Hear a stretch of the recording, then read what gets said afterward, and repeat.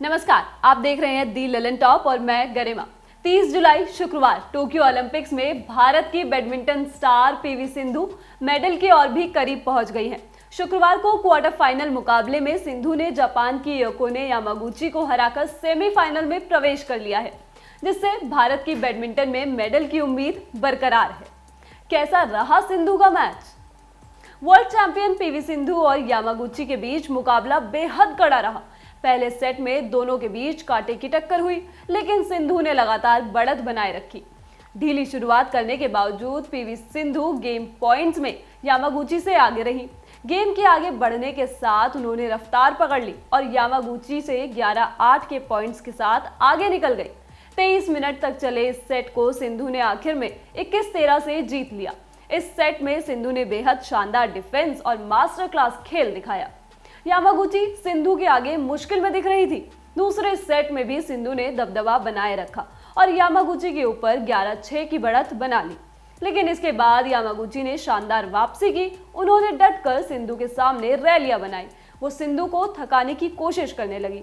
देखते ही देखते यामागुची दूसरे सेट में 18-16 से आगे हो गई, लेकिन इसके बाद सिंधु ने फिर से शानदार वापसी की और 22-20 के पॉइंट से यामागुची के सेमीफाइनल्स तक जाने के सपने को तोड़ दिया।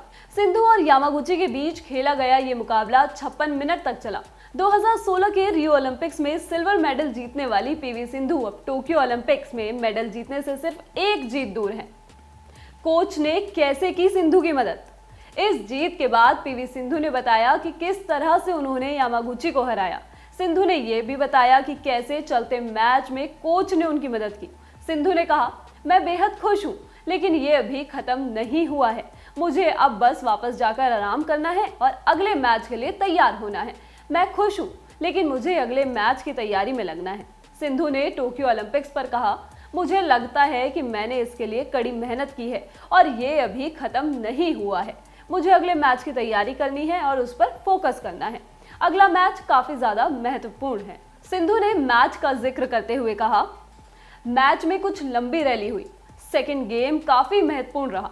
मैं लीड कर रही थी और अकाने ने वापसी कर ली, इसलिए मुझे रिलैक्स करने का मौका नहीं मिला।